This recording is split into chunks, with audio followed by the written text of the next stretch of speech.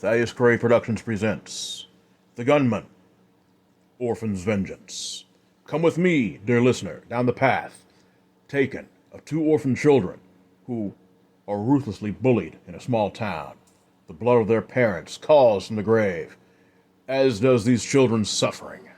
There is only one that can set things right and lay the tormented to rest, as well as end the terror of the guilty.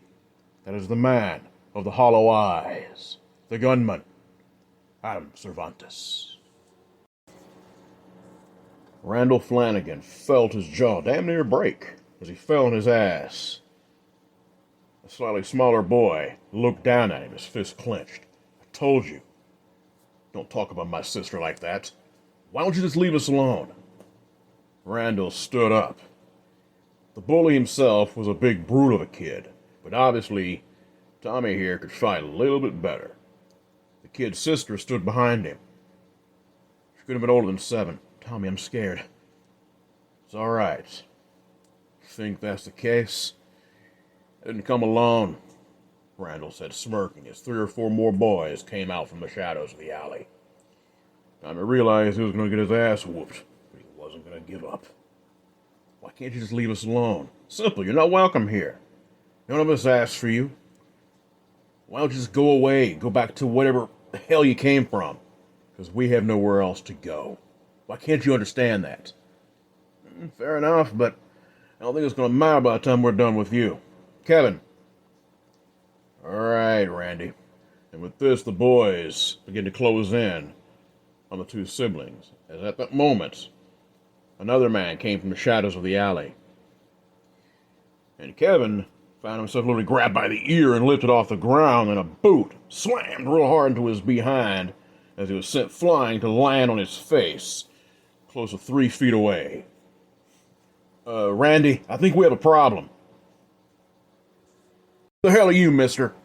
He said, looking to a man who wore mirrored shades and a top hat. Why, who am I? I'll tell you who I am.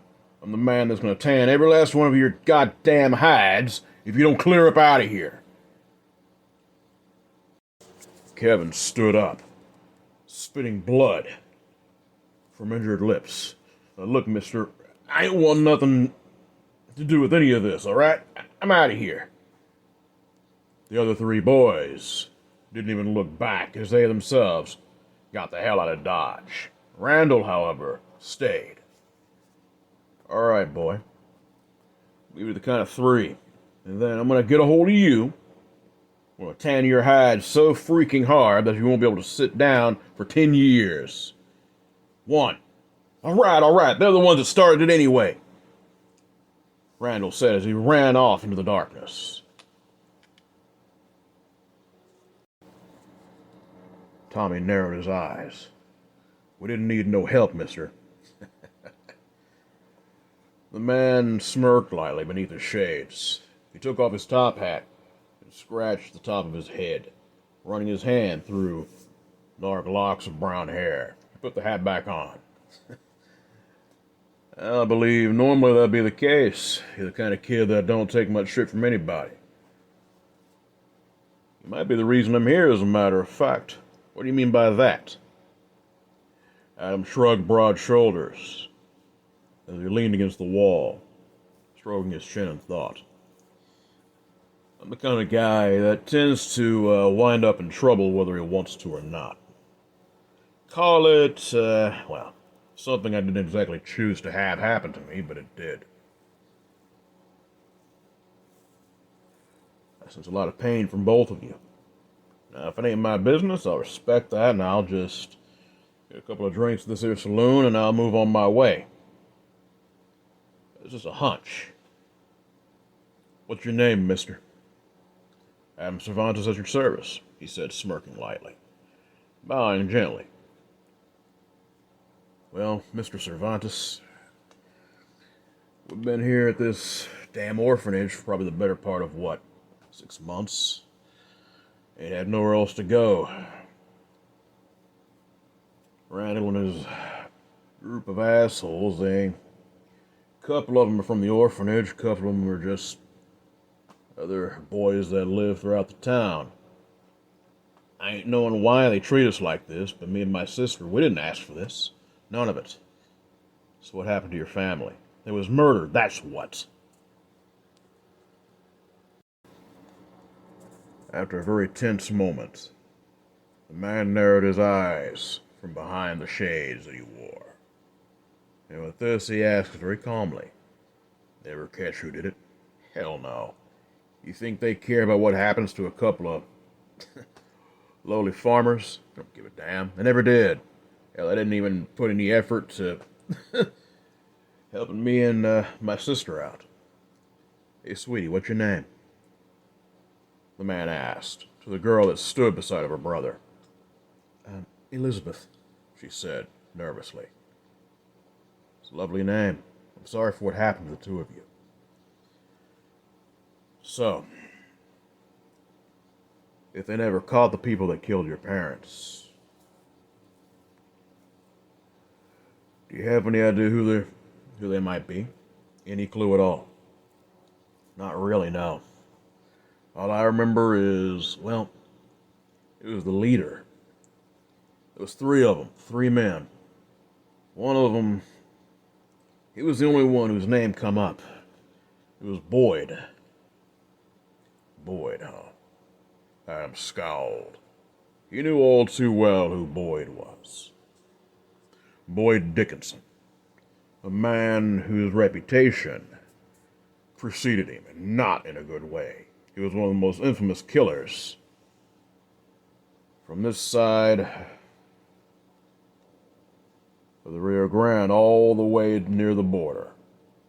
Now, there have been sightings of him in El Paso, as well as the outskirts of Houston. The man traveled throughout the state. Point blank, he was a cold-blooded killer. And rumors had it that he had been able to pick up a few friends along the way. He said there were three men, right?" "That's right, mister. I mean, believe me, I'd love to see them bastards pay for what they've done, but enough people have died." "You're right. Enough people have died," Adam said softly. "Tell you what, I want to help you two out. Like I told you before, I believe that the two of you are what drew me here to this town. Something like that happens for a reason. And most likely, I ain't sure if they're too far from here or not, but in the end, it ain't going to matter. I'm going to take care of them for you." "Why would you want to do that? I mean..." "Call it the better angels of my nature," Adam said sadly. And with this, he tossed the boy a pouch. He caught it. There should be roughly about $5 worth of coin in that there pouch. It'll take care of you for a little while, both you and your sister. Get you some food. You need to get away from that orphanage for a little bit. Just keep an eye on it. Make sure none of them other little brats take it from you. Trust me, they're taking it over my dead body. Besides, after the thrashing you gave them, I don't think they're going to be messing with either me or my sister anytime soon." "Fair enough, kid. I ain't sure how long this is going to take me, but you don't have to worry about paying me. Like I said, it's actually more your sister that called out to me than you. But in the end, it's people like you that give me a purpose. You'll be hearing from me soon enough." And with this, the man walked away into the darkness. 6 months passed, and while it took Adam time to track the soul of the first man, in whom had been involved in this horrific crime of murdering two children's parents, that was the thing. He could not pick up the reason. He could simply track the soul itself of the guilty parties involved. The first one whom he found was not the leader, despite what one might think. It would be best to go after the head of the snake before, you cut the head off the body. This was different. Adam knew that he needed answers more than anything else, because, of course, those two children had been traumatized. There was no way in hell they were really going to understand how to answer his questions. So tracking the soul of this man, it took him time, as I said, many months. Until finally, he come down to this here part of Louisiana, the swamps. The man himself had hidden out in a small parish, so it was easy enough for him to avoid detection. Unfortunately, a few things he had left. One had been a woman he had beaten so badly that, well, she had committed suicide because no man would want to get a hold of her due to her looks. That in itself had given Adam more reason to find this man. How the hell the fella could even survive in this day and age, especially with the way such activities were frowned on, even Adam himself couldn't understand. But then, of course, during his mortal life, he had fought in a war. A war that he did not like, but he knew had to be taken care of. That was a civil war. So he had seen his own fair share of death. Long before he married his wife. But that was neither here nor there. In a way, Marion, his wife, was one of the reasons that he was doing what he did. He had willingly embraced the undeath when it had brought him back from the grave. It gave him purpose. It helped him focus, as well as push away the grief which he felt when Nedry from Chapter 1 had done what he had done to the man. Flynn was easy enough to find. The man never shut up. Ever. Suffice to say, he was sitting in the saloon, just talking. Yeah, that's right. I'm telling you, man, she loved me. I mean, she really freaking loved me. I mean, she couldn't get enough of me. Yeah, this is good enough, Flynn. Come on, you had enough to drink. Oh, come on, one more. That's it. You done drunk enough. I mean, you're talking way too damn much even for me. And believe me, I can't shut up at times, the tender growled at him. You ain't gotta worry about that, Adam said softly. Who the hell are you? Flynn asked angrily. Well, I'll tell you who I am. Oh, me? I'm no one much. I'm just a man who is looking for a few answers. Looking out for a couple of people, you know. Nothing too serious. Maybe we can have a chat. Hell, I might even give you a drink or two. For your time, if you're willing. Hell yeah!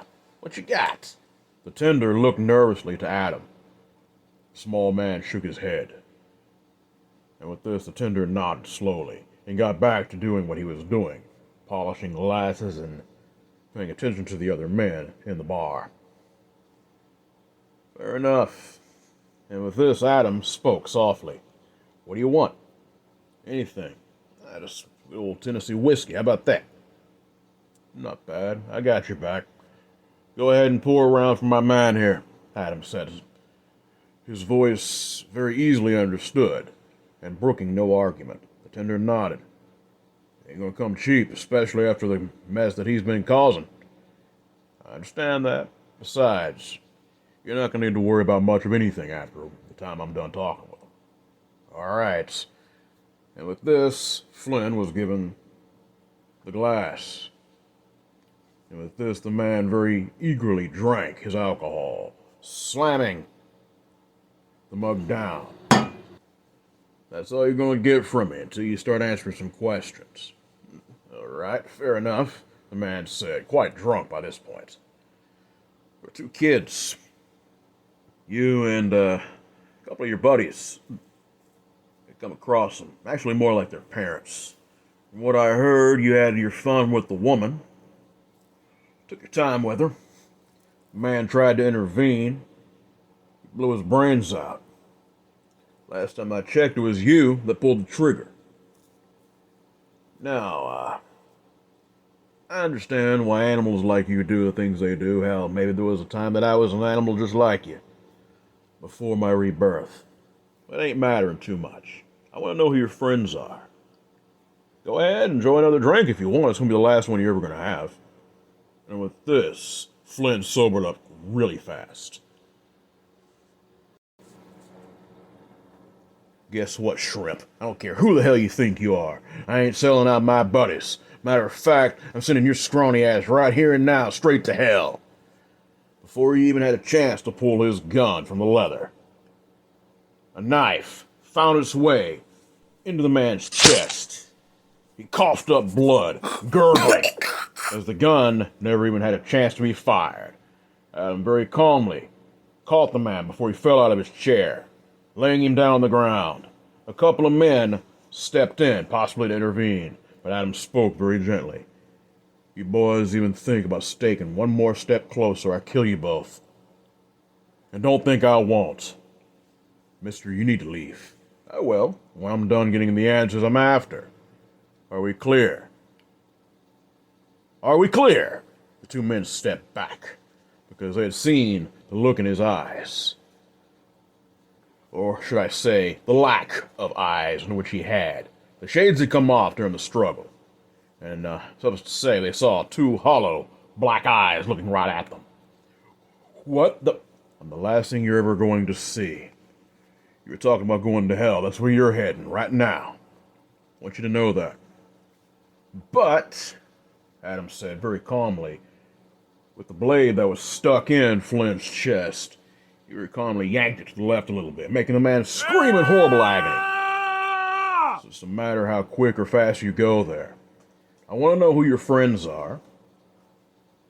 Or, well, I'm going to find out either way, but I'd rather have it from you. I know this hurts. He very calmly yanked the blade, the serrated edge cutting through the man's flesh. To the right, and then downwards. I have no qualms disemboweling you right here in front of all these people. I want names. All right, you bastard! Their names are Boyd and Manny. That's their names. Good man. And with this, Adam very calmly pulled out his large pistol and shot the man right in the forehead, blowing his brains out of the back of his skull. The other man that looked to him stared in horror and disgust. The tender spoke. I don't know what you are, mister, but please, just go away. Thank you. With that said, Adam very calmly put the mirrored shades back over his eyes. And he placed $1 single on the counter.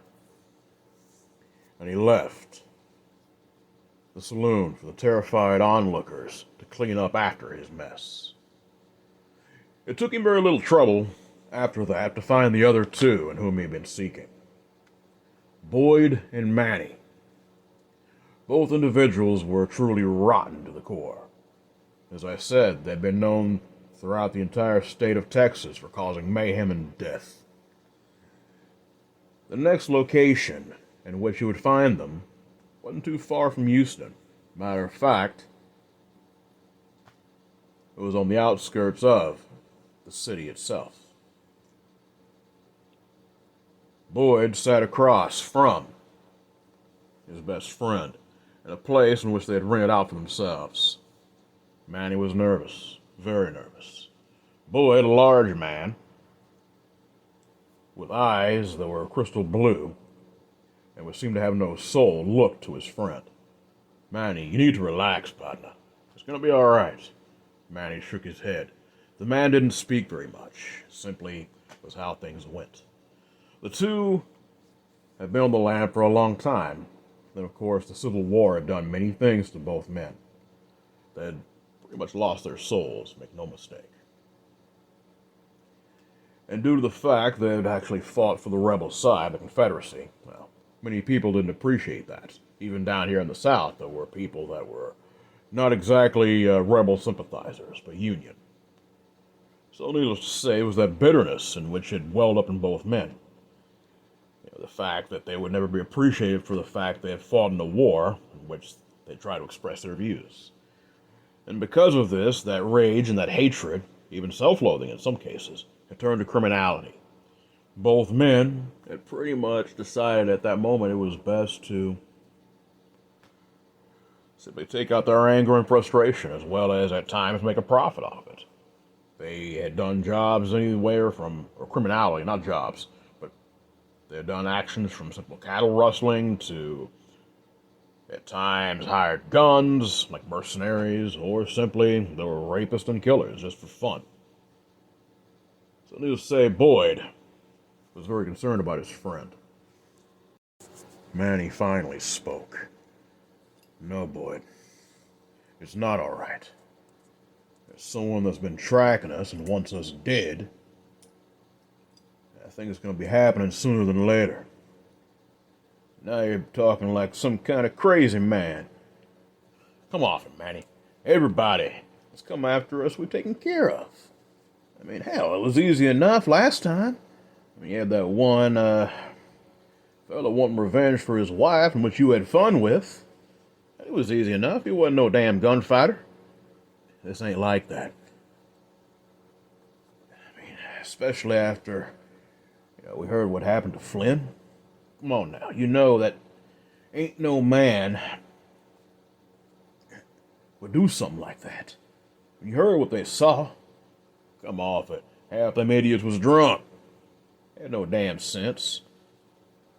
I've been hearing about this man, Manny finally said, relaxing somewhat, almost reserved or resigned to his fate. This man that ain't got no eyes. I heard that he killed a man. Not too far from here, actually. You're familiar with Nedra Barlow, ain't you? Of course, who ain't? That old bastard was the meanest man that ever was, maybe ever will be. Why are you so shocked that he ended up dead like he did? Happens to the best of us at times. I ain't saying that our time ain't coming, but it ain't gonna be now. But guess what? The man that supposedly killed him had no eyes. He wore them weird glasses, just like the man them folks saw was killed Flynn. Flynn never knew when to shut up. I'm pretty sure that's what happened to him. He opened his mouth, pissed some fella off. They pumped him full of lead. Bugger was drunk. Besides, he never was much of a gunfighter. Good in a brawl, I ain't gonna lie about that, but he didn't have much of a conscience either, but he wasn't no damn fighter like that. Wasn't no gunman. I know, you and me are a little bit closer to that, but it's just, I don't know. You remember those kids? They didn't think we saw them, but as well as I do, we both did. I mean, hell, Flynn was so stupid, he wasn't even worried about it.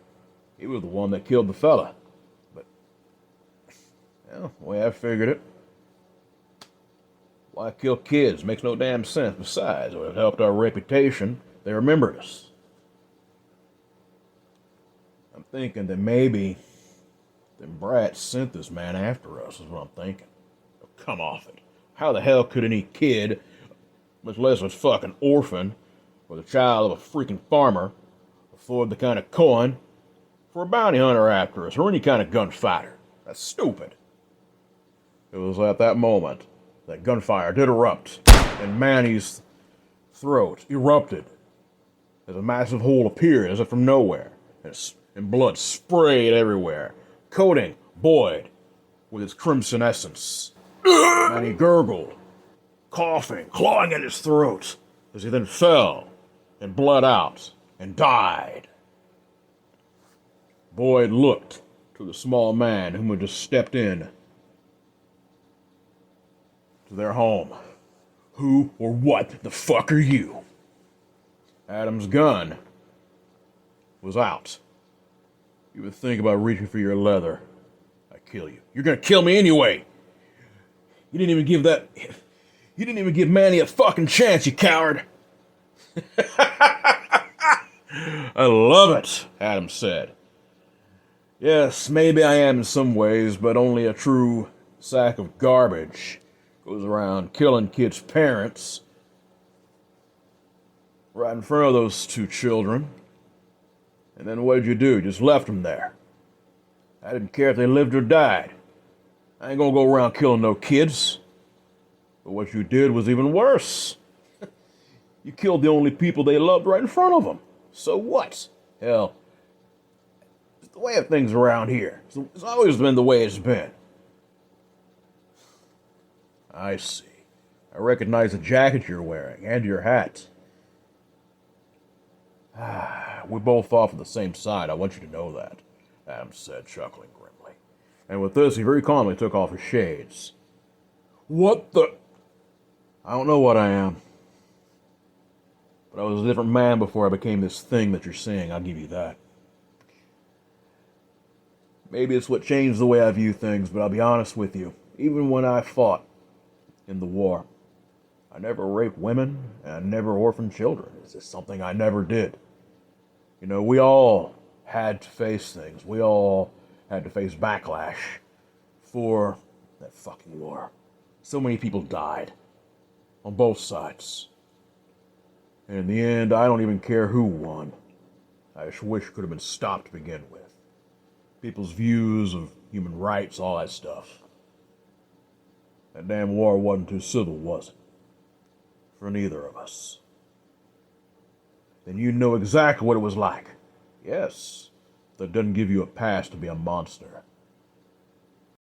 Before Boyd could even reply, Adam's gun barked in his hand. The mystical elements surrounding the bullets in which he fired from that gun created the result of what I'm going to describe. The bullet entered Boyd's chest. However, an exit wound the size of roughly 2 pot pies blew out the lungs, as well as part of the spine of the man who he shot. The man didn't even have a chance to respond. He simply fell out of where he was sitting to the floor, dead. Adam felt his soul begin to leave his body. And with this, he narrowed his hollow, non-existent eyes to see in which he knew he was seeing. The man's soul, both him and Manny's, floated out of their bodies. They were begging an unseen force for mercy, as suddenly, entities made of pure shadow came from the darkness, grabbing both men, taking them struggling. Think of that scene in Ghost where the bad guys of what happened to them, and then those demons drag them, I guess, to hell. Think of it like that. That's exactly what happened, almost to the letter. Adam stepped back in horror and shock. He had seen this more than once, but it always had an effect on him. He knew why he had to do what must be done. That doesn't mean he took joy from it. And it was at that moment that he saw 2 other forms appear. Their spirits had a blue hue to them. It was a man and a woman. They didn't speak. They simply stood there. Adam recognized from their features, as well as his photographic memory, remembering that of Thomas and Elizabeth, those 2 children, and what he was doing this for. He knew at that moment that he was looking at their parents. Thank you, the man said. And with this, the 2 faded, as Adam spoke softly. Go on. It's all right. You should find peace now. The woman simply smiled softly as they both walked into the light. Adam felt tired, exhausted. But he had one more thing to do. In the year, or slightly longer in which it passed, Thomas Madison had grown quite a bit. He was now 13, soon to be 14. However, he had grown physically, as well as emotionally and mentally, during that period of time. For one, that man's intervention had definitely put a stamp of protection on both him and his sister. No one else even looked at him wrong, except for a couple of times. But then in the end, Thomas had always been pretty good with his fists, so it was easy enough to change people's minds. And due to the fact that he was not really one to shirk away from any responsibility or chore that was given to him without hesitation, it had put him in a slight position of an advantage in the orphanage. He now oversaw the well-being of the other children. This, in turn, ensured that he got slightly extra food, and of course he made sure his sister got the same thing, as well as decent treatments. And due to his ability to make sure that things ran very smoothly in this place. Life was improving. He was actually in communication with, I guess you could call her the matron or the mother that ran this place. He'd be set for a long time, even after he left this place. She would make sure that he got work, as well as the fact his sister was taken care of for many years to come. He was tending to his chores when he saw the man. Thomas, by now, had, like I said, he had grown physically quite a bit. He was already very near 6 foot. The man who approached, he towered over, because Adam was not a big man, as we already know. However, the boy immediately recognized him. "It's been a while, mister," he said. "You've grown," Adam said. "Yeah, I guess I kind of hit that spurt," he said, chuckling. "You know, I heard what happened. I want to say thank you." "Not a problem, son. It's not a problem at all." "So what are you going to do what are you going to do now?" "I don't know," Adam said softly. "There's part of me that wants to rest. There's a stronger part of me that really wants to go out and see the world beyond just, here in the South or even this country." "So what are you going to do?" "Well, you know what I look like beneath these shades. Maybe in them weird-looking mirror glasses?" "Exactly. So it's not exactly like I can simply mosey around without people gawking at me or running in pure terror. Besides, there's other entities out there. I'm not the only one. It'll simply draw more trouble than it's worth. So why don't you go home? Didn't you say that your wife or something had something to do with what happened to you?" The man sighed lightly. He was indigenous. "I come from a place not too far from here. My wife was Cherokee. A very beautiful woman. I met her not too far after the war. We all had to do terrible things. But in the end, she kind of helped me keep my humanity and not lose it like so many people in which I knew. Is that what you think happened to them people that killed my parents?" "I know so. Such things happen to people, but that doesn't excuse the evil they do. If it wasn't for Marion, though, I might have followed right in their footsteps. And I appreciate what you did, mister. I want you to know that." "I know. And like I said, it was your sister's soul that really called to me more than anything else. But if there's any consolation, he took off those mirror glasses and looked the young man right in his eyes. Those black orbs seeming to pierce the soul. I know looking at me is kind of frightening right now, but I wanted to look you right in the eyes, and I want you to understand something, because I'm a man of my word. And I ain't gonna lie to you. I saw the soul of both of your parents when I did what had to be done. Now, spirits, there ain't really much of any force that can really anchor them to one spot, so it kind of made sense. You're saying you saw my parents, then, yeah. They went home. I want you to know that." The young man began to tear up. "Thank you. Not a problem. Like I said, I don't know where I'm going to go from here, but I can't stay here much longer. I might eventually go back to join my wife. Yet she wanted revenge for what happened to her. I didn't have to take up the power in which she offered me." "What do you mean?" "I'll tell you. She had knowledges of people indigenous to this land. When a very evil man, his name was Barlow, killed her, I tried to stop him. Of course, I couldn't do anything. But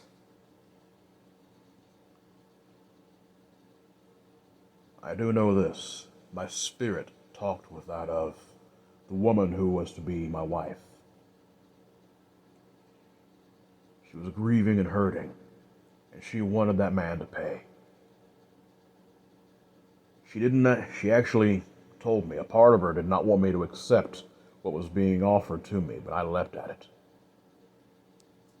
I know I can go back whenever I want, so you're not held here by no...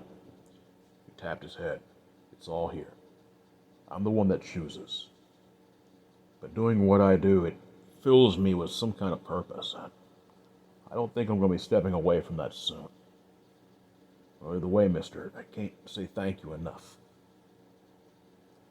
Just live your life. Don't make the mistakes I did. And with this, he put on the shades and walked away, leaving Thomas to his thoughts, as well as no small amount of gratitude.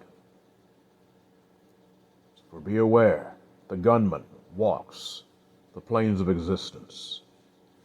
And if you think you can get away with the evil that you do, be aware there might be some hollow, black eyes looking back, literally across from your intent, and it might be the last thing you ever see.